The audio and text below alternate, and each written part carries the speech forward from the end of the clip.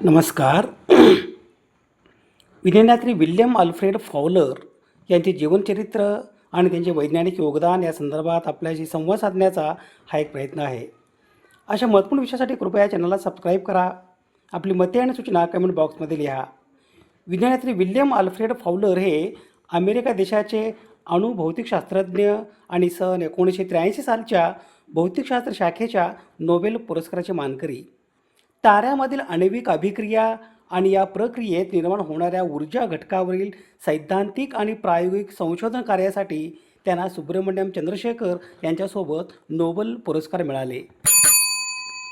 ताऱ्यांच्या गर्भामध्ये चालणाऱ्या अणूंचे संलयन न्यूक्लिअर फ्युजन या प्रक्रियेमुळे हायड्रोजन आणि हेलियमपासून कार्बन, ऑक्सिजन आणि लोहासारखे विविध रासायनिक घटक तयार होतात.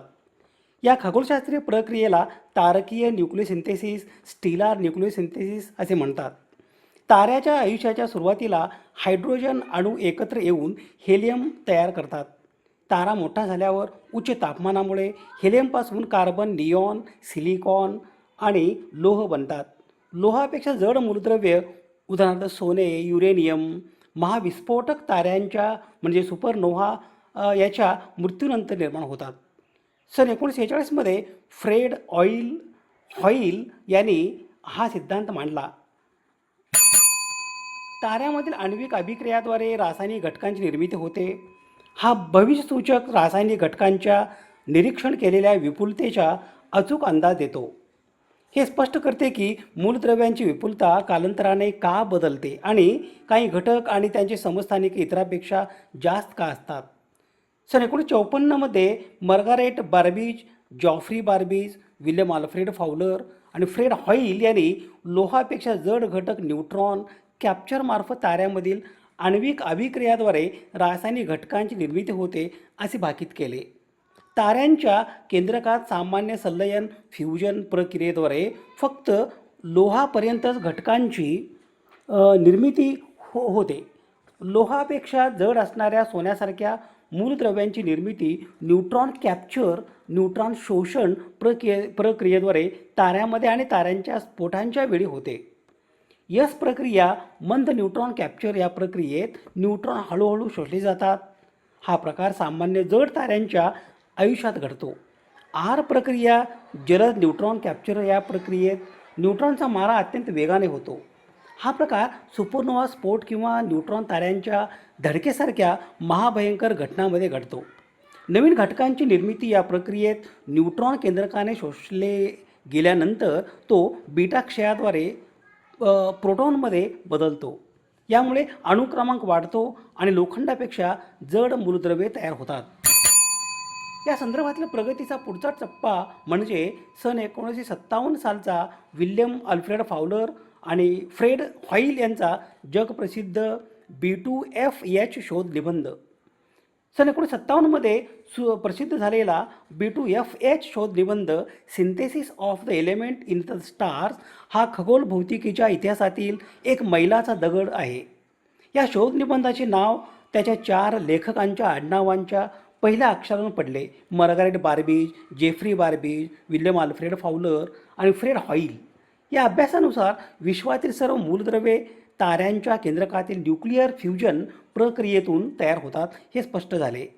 मार्गारेट बार्बीज, GR बार्बीज, विल्यम ए फॉवलर आणि फ्रेड हॉईल हे या शोध निबंधाचे लेखक आहेत. या शोध निबंधाचे प्रकाशन वर्ष ऑक्टोबर 1957 हे आहे. हा शोध निबंध रिव्ह्यूज ऑफ मॉडर्न फिजिक्स या प्रसिद्ध वैज्ञानिक जर्नलमध्ये प्रकाशित झाले आहे. ताऱ्यांच्या पोटात हायड्रोजन आणि हेलियमपासून लोखंडासारखी आणि त्याहूनही जड मूलद्रव्ये कशी निर्माण होतात याचे सैद्धांतिक व प्रायोगिक स्पष्टीकरण हे या शोध निबंधाचे मुख्य विषय आहे. ताऱ्यामधील न्यूट्रॉन कॅप्चर प्रक्रिया एस प्रोसेस आणि आर प्रोसेस या निबंधातून पहिल्यांदा सविस्तर मांडल्या गेल्या. या शोध निबंधाने खगोलशास्त्रात क्रांती घडवली. आपण सर्वजण ताऱ्यांच्या धुळीपासून बनलो आहोत ही वैज्ञानिक जाणीव या संशोधनामुळे स्पष्ट झाली. या जगप्रसिद्ध कामासाठी पुढे 1983 विल्यम फॉवलर यांना भौतिकशास्त्राचे नोबेल पारितोषिक मिळाले. परंतु मुख्य सिद्धांत मांडणारे फ्रेड हॉईल यांना या पुरस्कारातून वगळल्याने त्यावेळी मोठी चर्चा आणि वाद झाला होता. हा B2H शोध निबंध जे खगोल भौतिकशास्त्राच्या इतिहासातील सर्वात जास्त उद्धृत केलेले पेपर बनले. तारे त्यांच्या संरचनेत बदलामुळे त्यांच्या घटकांची विपुलता त्यांच्या आयुर्मानात उत्क्रांत होतात, हे या शोध निबंधासाठी सारांश आहे. शोध निबंधाचे B2F हे शीर्षक लेखकांचे क्रम दर्शवते. B2 हे सुरुवातीचे दोन बार्बीज, मार्गारेट बार्बीज आणि जॉफ्री बार्बीज लेखक आहेत. F हे अद्याक्षर फाउलर यांच्यासाठी आणि H हे अद्याक्षर हॉईल यांच्यासाठी आहे. विल्यम आल्फ्रेड फाउलर यांचा जन्म दिनांक 9 ऑगस्ट 1911 रोजी पीटर्सबर्ग येथे झाला. स्थानिक शाळेत विल्यम आल्फ्रेड फाउलर यांचे शालेय शिक्षण पूर्ण झाले. ओहायो स्टेट युनिव्हर्सिटी येथे विल्यम आल्फ्रेड फाउलर यांचे पदवी शिक्षण आणि पदव्युत्तर शिक्षण पूर्ण झाले. ओहायो स्टेट युनिव्हर्सिटीच्या टाऊ कप्पा एप्सिलॉन बंधुत्व या मंडळाचे ते सदस्य होते. पासाडोना, कॅलिफोर्निया येथील कॅलिफोर्निया इन्स्टिट्यूट ऑफ टेक्नॉलॉजी येथे विल्यम आल्फ्रेड फाउलर यांचे संशोधन पदवी म्हणजे PhD शिक्षण पूर्ण झाले. आण्विक भौतिकशास्त्र हे त्यांचे आवडीचा विषय होता. सन 1936 कॅल्टेक येथे विल्यम आल्फ्रेड फाउलर यांना संशोधन सहाय्यक या पदासाठी कार्य करण्याची संधी प्राप्त झाली.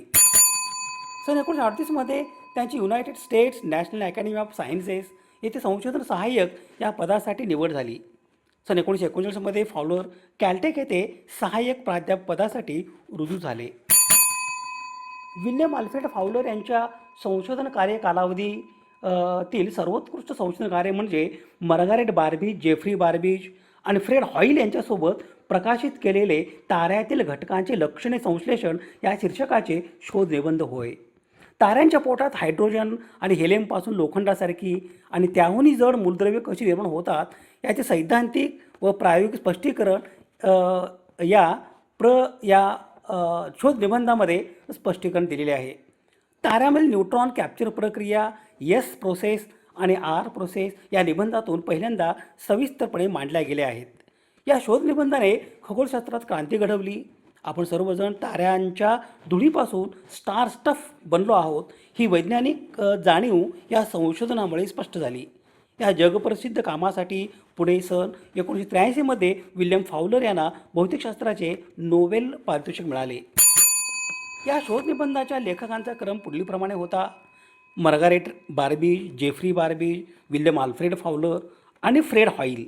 हा शोध निबंध सन 1957 सालच्या रिव्ह्यूज ऑफ मॉडर्न फिजिक्स या संशोधन मासिक रिसर्च जर्नल यामध्ये प्रकाशित झाला आहे. या शोध निबंधामध्ये ताऱ्यामधील हलक्या रासायनिक घटकाशिवाय इतर सर्वांच्या उत्पत्तीसाठी बहुतेक आण्विक प्रक्रियांचे वर्गीकरण आणि ताऱ्यामधील आण्विक अभिक्रिया या प्रक्रियेत निर्माण होणाऱ्या ऊर्जा घटकावरील सैद्धांतिक संशोधन कार्याचे वर्णन केले आहे. हा शोध निबंध B2F शोध निबंध या शीर्षकासह मोठ्या प्रमाणावर ओळखले जाते. ताऱ्यामधील आण्विक अभिक्रिया आणि या प्रक्रियेत निर्माण होणाऱ्या ऊर्जा घटकावरील सैद्धांतिक आणि प्रायोगिक संशोधन कार्यासाठी विल्यम आल्फ्रेड फाउलर यांना सुब्रमण्यम चंद्रशेखर यांच्यासोबत भौतिकशास्त्र शाखेचा नोबेल पुरस्कार देऊन गौरवण्यात आले. सन 1942 विल्यम आल्फ्रेड फाउलर कॅल्टेक येथे सहयोगी प्राध्यापक आणि नंतर सन 1946 प्राध्यापक झाले. ली ड्युब्रीज, मॅक्स मेसन, लिनस पाउलिंग आणि ब्रूस सेज यांच्यासह विल्यम आल्फ्रेड फाउलर यांना सन 1948 राष्ट्राध्यक्ष हॅरी ट्यूमन यांनी मेरिट पदक देऊन गौरव केले. दिनांक 11 मार्च 1995 रोजी कॅलिफोर्नियातील पासाडोना येथे किडनीचे कार्य थांबल्याच्या कारणामुळे विल्यम आल्फ्रेड फाउलर यांचे निधन झाले. विल्यम आल्फ्रेड फाउलर हे प्रसिद्ध अमेरिकन अणु आणि खगोल भौतिकशास्त्रज्ञ होते. विश्वातील रासायनिक घटकांच्या निर्मितीमधील आण्विक प्रक्रियांच्या सैद्धांतिक व प्रायोगिक संशोधनासाठी त्यांना सन 1983 सालचे भौतिकशास्त्र शाखेचे नोबेल पारितोषिक मिळाले. त्यांनी सन 1936 कॅलिफोर्निया इन्स्टिट्यूट ऑफ टेक्नॉलॉजी कॅल्टेकमधून PhD पूर्ण केली. त्यांनी ताऱ्यांच्या निर्मितीमध्ये आणि त्यांच्यातील ऊर्जेच्या स्रोतामध्ये होणाऱ्या अणूंच्या प्रक्रियांचा अभ्यास केला. ताऱ्यांच्या आत मूलद्रव्ये कशी तयार होतात हे त्यांनी स्पष्ट केले. सुब्रमण्यम चंद्रशेखर यांच्यासोबत सन 1983मध्ये त्यांनी भौतिकशास्त्राचे नोबेल पारितोषिक सामायिक केले. दिनांक 14 मार्च 1995 रोजी पासाडोना, कॅलिफोर्निया येथे विल्यम आल्फ्रेड फाउलर यांचे निधन झाले. विज्ञानयात्री विल्यम आल्फ्रेड फाउलर यांच्या स्मृतीस विनम्र अभिवादन. शोध संदर्भासाठी ही यादी आहे. समाज हिताच्या एखाद्या वैज्ञानिक विचारासंदर्भात प्रबोधन करणे, जागतिक समस्यांचे निराकरण करण्यासाठी सामाजिक इच्छा आणि संसाधने एकत्रित करणे आणि मानवतेच्या यशाचा उत्सव बळकट करणे यासाठी सुवर्ण संधी म्हणजे सामाजिक आणि वैज्ञानिक सण आणि उत्सव. अशा महत्त्वपूर्ण विषयासाठी कृपया चॅनलला सबस्क्राईब करा. आपली मते आणि सूचना कमेंट बॉक्समध्ये लिहा. विज्ञान निष्ठा ही जीवननिष्ठा. धन्यवाद.